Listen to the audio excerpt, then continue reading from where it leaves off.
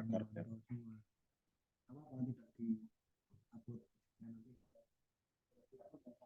Oke, nih, kita lanjut. Tadi plumbing untuk mencapai kondisi higienis dan kenyamanan yang diinginkan. Kemudian sistem plumbing adalah nggak ada, Pak.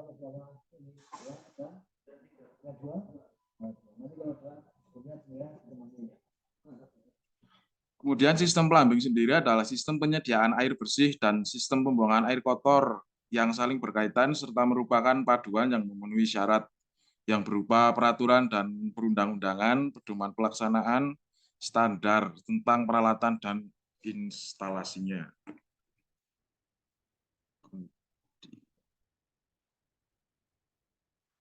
Kemudian ini untuk tabel standar kualitas air minum di Indonesia, ada jenis parameter satuan kadar maksimum yang diperbolehkan. Kemudian untuk jenis-jenisnya bisa kita simak bersama-sama. Kurang lebih seperti itu. Di Indonesia telah diterbitkan Pedoman Plumbing Indonesia edisi tahun 1997.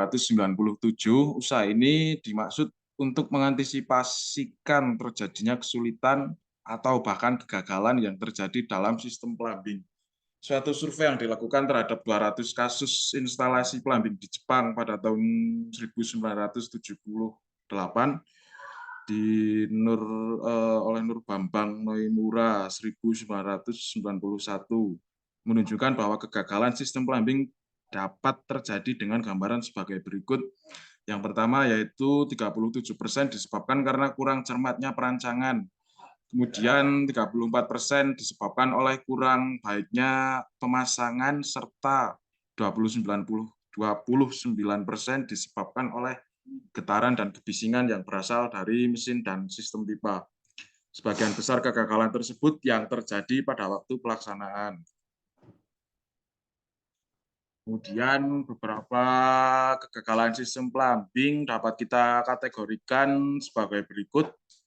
Yang pertama, kegagalan tekanan pompa. Beberapa kasus ditemukan beberapa tekanan pompa yang tidak mencukupi. Kemudian ada kegagalan pembuangan gas pada pemanas air. Untuk proses pembakaran gas dalam pemanas air diperlukan oksigen dalam jumlah yang mencukupi. Pipa tegak air hujan, pipa pembuangan air hujan seharusnya tidak digunakan untuk yang lain selain air hujan. Kemudian ini ada beberapa rumusan masalah, kita langsung ke pembahasannya saja. Tujuan dari makalah sistem plumbing adalah untuk memberikan pemahaman terhadap pentingnya untuk peduli terhadap sistem plumbing agar tidak terjadi kesalahan dalam pembangunan gedung. Untuk menemukan langkah-langkah dalam perancangan sistem plumbing dalam gedung secara baik, terperinci, dan terkalkulasi. Untuk meningkatkan kesadaran individu terhadap pengelolaan limbah yang ramah lingkungan dan berawal dari pembuangan gedung baik rumahan maupun industri. Kemudian kita masuk ke pembahasan.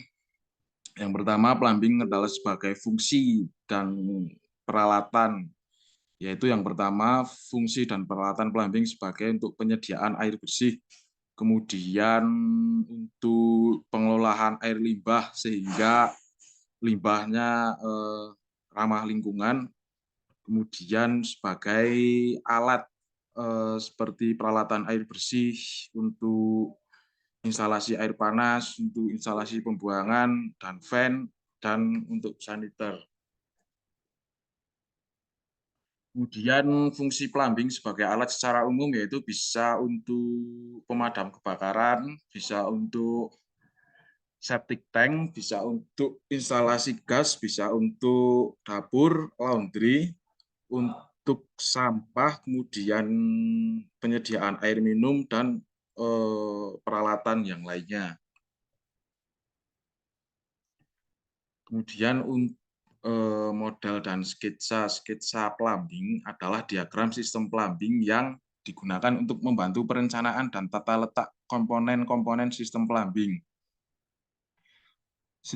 Yang pertama, sistem tangki atap. Pada sistem ini, air ditampung lebih dahulu dalam tangki bawah atau dipasang pada lantai terendah bangunan atau di bawah muka tanah, kemudian dipompakan ke suatu tangki atas yang biasanya dipasang di atas atap atau di atas lantai tertinggi bangunan.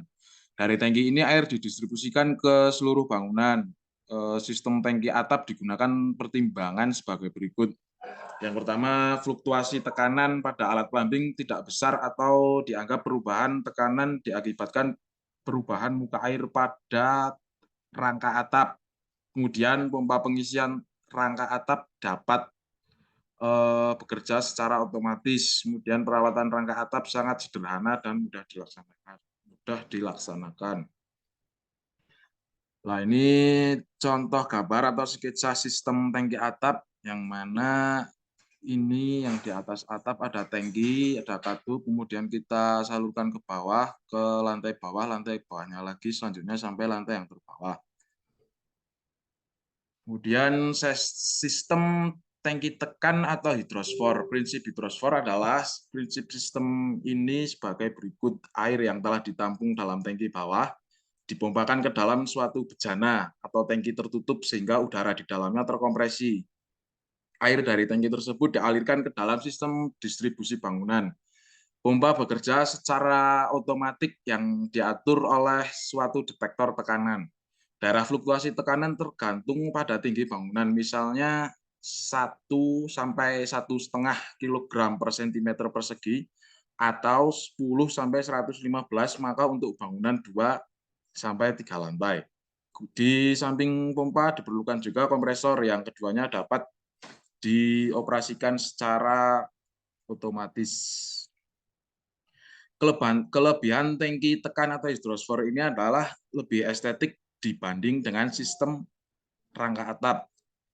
Kemudian perawatan lebih mudah karena dapat dipusatkan pada ruang mesin bersama pompa kompresornya. Kemudian investasi awal lebih murah dibandingkan dengan rangka atap. Kelemahan tangki tekan atau hidrosfor. Sistem tangki tekan hanya sebagai pengatur otomatis pompa penyediaan air saja dan bukan sebagai sistem penyimpanan air seperti tangki atas. Volume air yang efektif tersimpan di dalam tangki tekan sedikit, maka pompa akan sering bekerja. Kemudian dengan berkurangnya udara pada sistem tangki tekan, maka setiap beberapa hari sekali harus ditambahkan udara dengan kompresor. Kemudian ini ada gambar atau sketsa sistem tangki tekan hidrosfor, yang mana tangki airnya kalau tadi di atas bangunan, kalau ini di bagian paling bawah bangunan, kemudian kita salurkan ke lantai atas sampai ke lantai paling atas. Kurang lebih seperti itu. Kemudian untuk sistem tangki tekan dengan sumur untuk rumah. Untuk rumah yang tidak memiliki sambungan air pump, biasanya memanfaatkan sumur dangkal atau sumur dalam. Saat ini alat-alat pengolahan air dengan proses parsial dapat dibeli di pasaran setelah menganalisis hasil pemeriksaan air sumur. Alat ini misalnya untuk menyaring atau menurunkan kadar besi atau untuk menghilangkan bau yang dapat dipasang secara individual atau terpadu atau satu kesatuan dalam sistem. Ini ada gambar sistem tangki tekan dengan sumur untuk rumah, kurang lebih gambar dan instalasinya untuk bangunan seperti ini. Kita lanjut. Sistem penyediaan air panas kepancuran mandi dengan pemanas air gas. Pemanas air dari gas memerlukan tekanan minimum antara 0,25 sampai 0,7 kg per cm, tergantung dari volume dan desain yang membuatnya. Sedangkan tekanan maksimumnya antara 0,3 sampai 40 kg per cm atau yang diizinkan. Dengan demikian, pada tahapan perencanaan, hal-hal semacam ini tidak boleh terlupakan pada penetapan tekanan kerja yang diizinkan. Untuk contoh gambar sistem penyediaan air panas kepancuran mandi dengan pemanas air gas, contoh sketsa gambarnya sebagai berikut. Bisa kita simak bersama-sama, kemudian kita lanjut. Ada perangkap dan interseptor. Apa tujuan dari sistem pembuangan? Tujuan dari sistem pembuangan adalah mengalirkan air buangan dari gedung keluar ke dalam instalasi pengolahan atau drainase kota tanpa menimbulkan dampak pencemaran pada lingkungannya maupun dalam gedung itu sendiri. Ini untuk ilustrasi contoh sistem pembuangan dan fan. Kurang lebih seperti itu. Kemudian kita lanjut. Ilustrasi 3D sistem pembuangan air kotor. Ilustrasinya kurang lebih seperti itu. Kemudian kita lanjut. Di sini untuk prinsip dasar sistem fan. Untuk fan sendiri, contoh gambarnya seperti ini pada pemasangan fan di atas gedung. Kemudian pipa fan sendiri adalah pipa yang digunakan untuk dalam suatu bangunan untuk mengatur aliran udara atau pipa yang digunakan dalam sistem fan. Sistem fan merupakan bagian penting dalam sistem suatu pembuangan. Tujuan dibuat sistem fan adalah untuk satu, menjaga aliran yang lancar dalam pipa pembuangan. Kemudian mensirkulasikan udara dalam pipa pembuangan. Kemudian juga untuk menjaga sekat perangkap dari efek sifon atau tekanan. Kita lanjut berikut untuk beberapa metode pemeriksaan dan pengujian sistem plumbing. Yang pertama yaitu untuk pemeriksaan, ada pemeriksaan parsial, kemudian pemeriksaan setelah selesai pemasangan, kemudian pemeriksaan ulang setelah sistem berjalan. Kemudian ada pengujian pemeriksaan tekanan uji dengan kriteria khusus. Selanjutnya pengujian sistem air panas dan air dingin, yang mana itu adalah pengujian tekanan, pengujian tangki, pengujian dengan aliran, dan pemeriksaan kadar sisa klor atau klorin. Kemudian pemeriksaan tekanan uji, yaitu digunakan metode dengan pengisian air, dengan tekanan air, dengan udara pompa atau air pressure, dan dengan peppermint atau ban L. Kemudian untuk prosedur perancangan, yaitu adalah faktor-faktor pertimbangan awal dalam kita menyiapkan rancangan konsep sistem plumbing dapat dikategorikan sebagai berdasarkan yang pertama jenis dan penggunaan gedungnya. Kemudian seperti apa denah bangunannya dan berapa jumlah yang akan penghuninya atau akan memakainya atau akan memanfaatkannya. Kemudian setelah dilakukan pengujian dan pemeriksaan, kita lakukan penelitian lapangan, yaitu ada beberapa tahap. Yang pertama yaitu survei tapak dan lokasi gedung atau bangunannya. Kemudian kita konsultasi bisa dengan tenaga ahli atau dengan instansi-instansi pemerintah daerah atau pemerintah setempat terkait. Kemudian kita juga melakukan riset, yaitu menjajaki kebijaksanaan instansi pengairan dan instansi-instansi setempat terkait. Kemudian kita juga survei hak penggunaan air dan pembuangan air, yaitu pemakai dalam arti orang ke orang. Kemudian untuk rencana dasar sistem plumbing adalah yang pertama ada masalah umum, yaitu dalam tahap ini disediakan dasar-dasar perancangan menggunakan rencana konsep serta perolehan data penelitian lapangan. Kemudian ada pemilihan peralatan, yaitu penentuan sistem plumbing, penyiapan sistem plumbing, penyiapan data perancangan, serta alternatif pemilihan peralatan plumbing yang akan digunakan. Kemudian ada dalam merencanakan sistem plumbing itu sendiri ada perhitungan penyediaan air bersih, yaitu suatu bangunan khususnya gedung dalam proses berjalannya tentu saja kita juga harus mempertimbangkan rencana kebutuhan air bersih. Hal ini membutuhkan perhitungan baik dalam debit kebutuhan air bersih dan desain atau jalur perpipaan yang menjadi satu rangkaian sistem plumbing dalam gedung. ada beberapa tahapan dalam menentukan desain perpipaan itu sendiri. Digunakan metode perhitungan khusus sebagai berikut. Yang pertama dalam formula yang mana QH sama dengan QD per QT, yang QH itu adalah pemakaian air rata-rata kubik per jam, kemudian QD adalah pemakaian air rata-rata sehat meter kubik, dan T adalah jangka waktu pemakaian. Yang kedua ada volume reservoir bawah. Perhitungan volume reservoir bawah ditentukan yaitu 50 sampai 100%. Kemudian ada perhitungan volume reservoir atas yaitu VE sama dengan QP dikurangi Q maksimal dikali TP kurangi QPN dan dikali TPN. Yang mana VE itu adalah volume reservoir atas dalam satuan liter, kemudian QP adalah kebutuhan puncak liter per menit, Qmax adalah kebutuhan jam puncak liter per menit, QPN adalah kapasitas pompa pengisi liter per menit, TP adalah jangka waktu kebutuhan puncak dalam satuan menit, kemudian TPN adalah jangka waktu kerja pompa pengisi, satuannya adalah pengisi.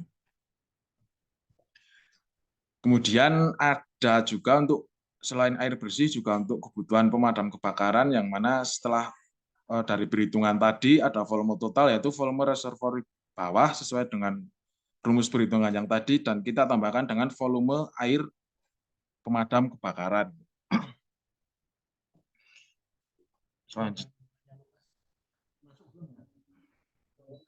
Selanjutnya kita masuk ke bagian penutup bab 3.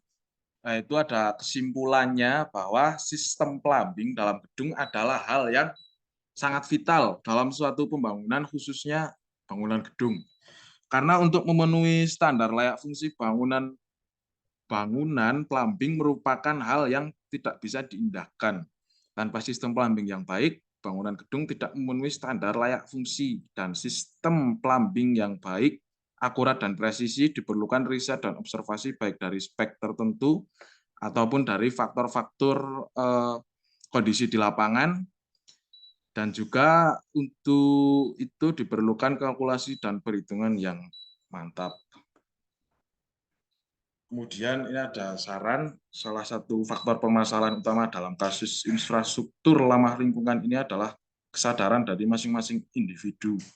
Maka keterlibatan penggiat lingkungan maupun instansi-instansi setempat untuk mensosialisasikan permasalahan ini sangat perlu untuk digencarkan agar kesadaran dan pengetahuan masyarakat meningkat dan lebih baik. Kemudian ada daftar pustaka, seperti itu. Kemudian sudah seperti itu presentasi dari kami kelompok 1. Saya akhiri, mungkin ada yang mau ditanyakan dan didiskusikan, silakan. Ini 2 orang aja, Pak, ini, Pak. Oh, mana, Pak?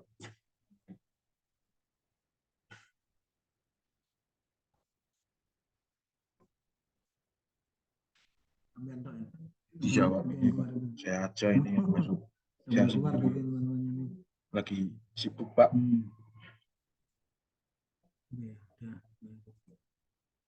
Silakan kalau ada yang mau ditanyakan dari teman-teman. Sebentar, Pak. Nanti pertanyaannya bisa pakai baca loh, Mbak. Ditulis di Telegram atau pakai audio. Oh, langsung di Telegram aja berarti, Pak. Ya, audio ini kan bisa saya disampaikan beberapa, namanya siapa, nama kan ada di situ. Oh ya. Misalnya ini kan ada mikrofon itu, ditekan terus saja atau ditekan terus geser ke atas, nah ini suara. Ini nggak apa-apa juga. Terus tuh dibaca nanti ya. Ini recordernya mau dimatiin apa enggak, Pak? Biar aja. Oh, biar aja.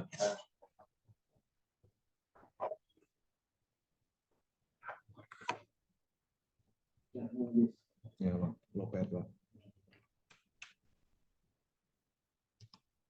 Ya, silakan di Kalau mau langsung bicara bisa ya. Beda. Kenalkan nama saya Sabrina Safira dari kelompok 4. Oke. Tanya ya Mas, masalah apa yang sering dijumpai di lapangan terkait dengan pemasangan plumbing dan bagaimana cara mengatasinya? Sebentar, Pak. Jadi tinggal cara tanya terekam gimana Mbak? Boleh ditulis Mbak. Masalah, mohon maaf, pertanyaannya boleh diulangi. Masalah apa yang sering dijumpai Ya. dalam pemasangan plumbing di lapangan?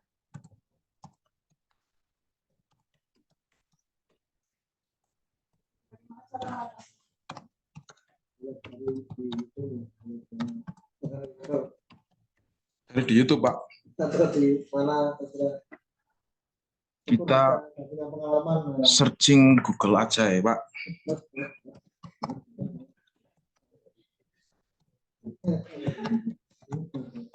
Biar infonya lebih A1 dan lebih presisi, teman-teman. Ini ada beberapa contoh kasus ya, Mbak. Kita bahas bersama-sama aja. Yang pertama itu ada pipa air tersumbat, Pak. Biasanya hal ini itu terjadi pada saat sedang mencuci piring atau air terus yang lainnya. Seperti itu, misalnya karena banyak tumpukan makanan, kemudian menjadi kerak itu, terus pipanya menyumbat, dan untuk mengatasinya itu biasanya bisa kita larutkan seperti campuran-campuran atau bahan kimia itu, soda api atau semacamnya, atau bisa kita juga ngurut pipanya kemudian kita bersihkan, Mbak. Yang kedua itu ada kebocoran pipa, Mbak. Ya, kalau dalam pemasangannya itu bisa misal kita lalai dalam menggunakan alatnya, kemudian pipanya terkena alat sehingga bocor, pecah ataupun semacamnya, yaitu solusinya ya itu karena itu human error ya kita harus hati-hati dalam pengerjaannya, Mbak. Seperti itu. Kemudian juga ini ada toilet mampet, pipa bocor dan semacamnya, Mbak. Bagaimana, Mbak? Apakah sudah puas? Atau perlu kita cari kasus yang lain?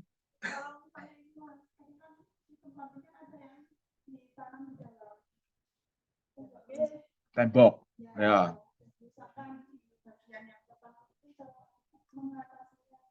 Yang pertama kita urutkan dulu, Mbak. Terus kita identifikasi dulu itu permasalahannya itu di mana. Kalau sudah ketemu, kalau memang yang tertanam di dalam tembok, ya nggak ada cara lain selain membongkar temboknya itu, Mbak. Nggak ada cara lain.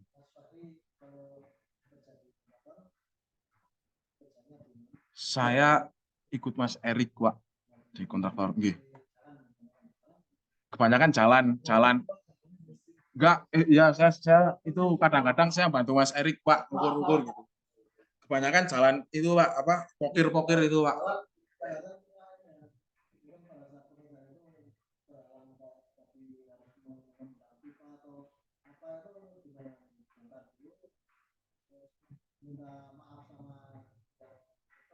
Oh, itu berarti pasca pembangunannya, misalkan sudah terpasang terus terjadi kebocoran gitu, ya, Pak.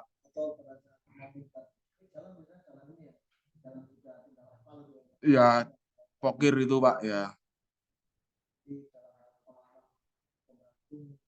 Kalau gedung kebetulan kurang ya, Pak, hanya sedikit. Iya, biasanya kan gejalanya atau tanda-tandanya kan rembes itu ya, Pak, temboknya itu, dindingnya, berarti kan sudah dipastikan di situ ya kita bongkar, Pak, kita ganti. Tapi selama material yang kita gunakan sesuai spek dan pengerjaannya juga hati-hati sih, insya Allah nggak terjadi pecah-pecah seperti itu ya, Pak. Kalau usia itu sudah tidak bisa ditoleransi, Pak, kalau masalah usia, Pak.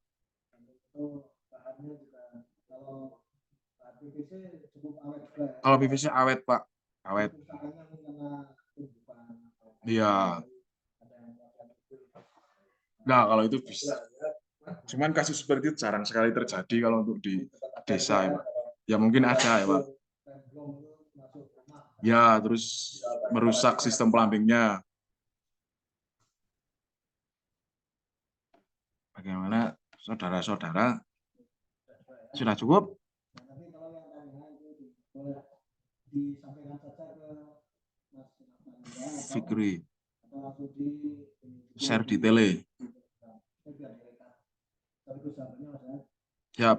Tadi jawabannya Anda rasa belum kurang, nanti bisa di PowerPoint susulan bisa di. Iya, nanti jawabannya tertulisnya berarti ya, Pak. Ya. Ya. Berarti itu nanti juga jawabannya kita kumpulkan juga. Nah, tadi ada PowerPoint di. Sudah. Oh, kirim lagi saja. Kirim kayaknya terus menimpa yang sebelumnya ya. Kurang tahu, Pak, saya, Pak. Bisa atau tidak? Sepertinya bisa ya. Kirim 2 file, Kita Mas. Ini apa di Buat baru lagi, form baru. Oh ya. Oh ya, ya, siap. Di kolom komentar itu ya, Pak. Boleh. Silakan, ada yang perlu kita diskusikan lagi?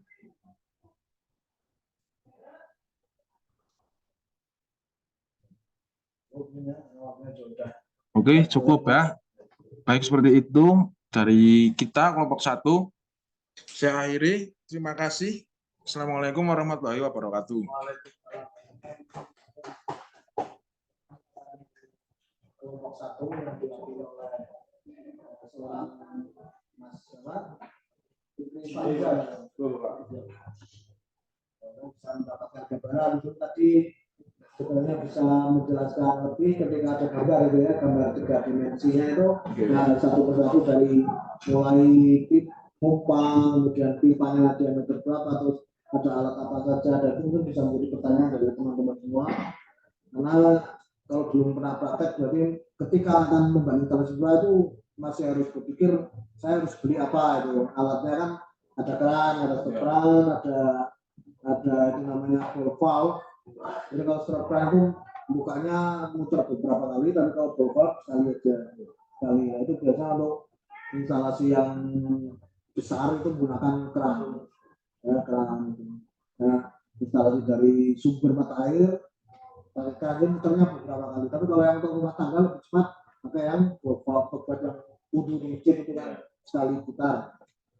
Itu lebih efektif, tetapi lebih cepat rusak karena dia gerakannya banyak sekali. Kalau yang valve kerusakannya itu kemungkinan patah ininya, gagangnya, atau terjadi karat juga tidak bisa berputar di bola di dalamnya. Bola tapi berlubang. Gitu. Kalau diputar mati yang dapat itu yang tidak lubang, kalau buka ya dapat berlubang. Itu alat-alatnya. Ada juga alat-alat penyambungan itu, karena saya juga dulu pernah belajar seperti itu di instalasi pipa.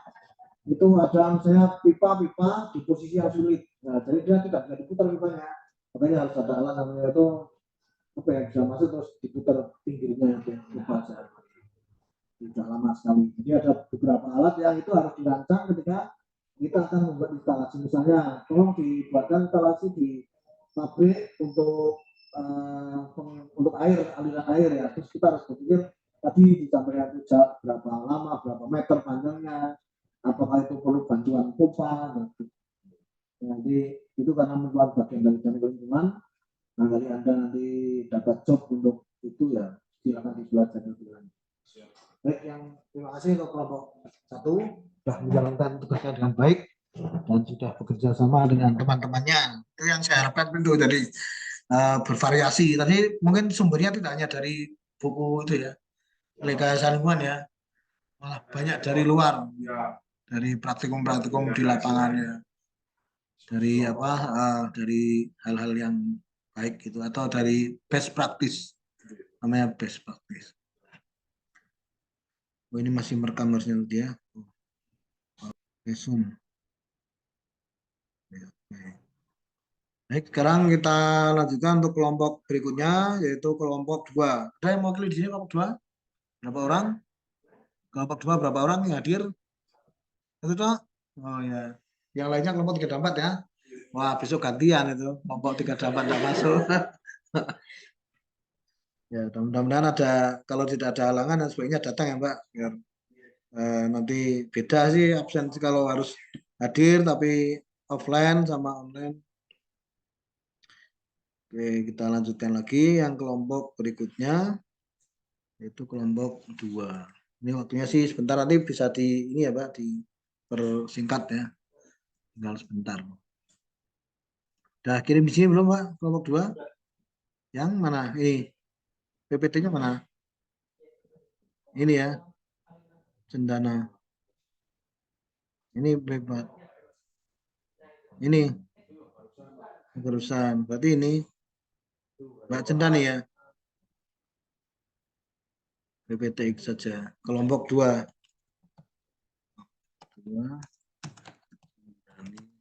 Tapi Mbak Cendaninya enggak masuk ini. Mbak ya, benar ya? Putri Mbak ya.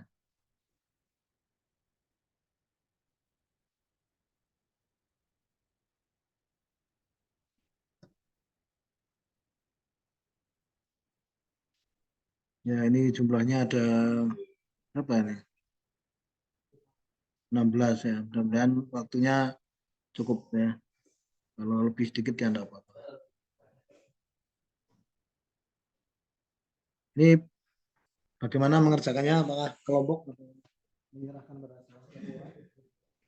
Caranya ikut mendoakan atau di perusahaan ya?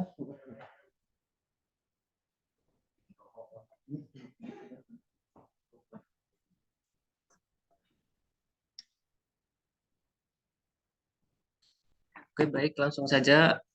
Kami dari kelompok 2, mewakili kelompok 2, ada Setiawan, Zilka Gesit, Muhammad Fatih, Sendani, Aina Falah. Iya, Setiawan.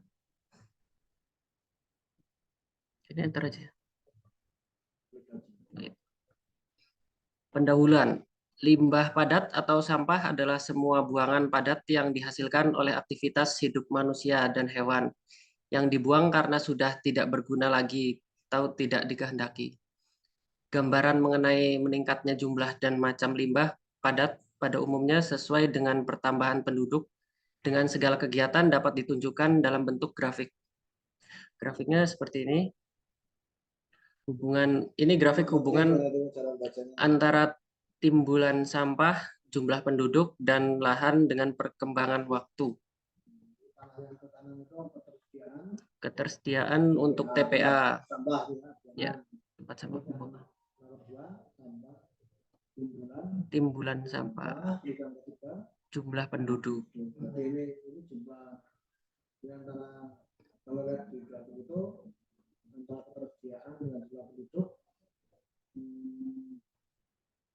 Lebih tinggi jumlah penduduk daripada timbulan sampah.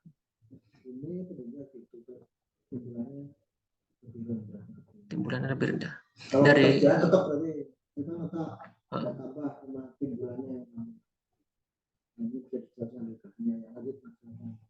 Dari grafik tersebut terlihat dengan jelas bahwa dengan perkembangan waktu yang senantiasa diiringi dengan pertambahan penduduk, maka otomatis jumlah timbulan sampah semakin meningkat, sementara lahan yang ada tetap.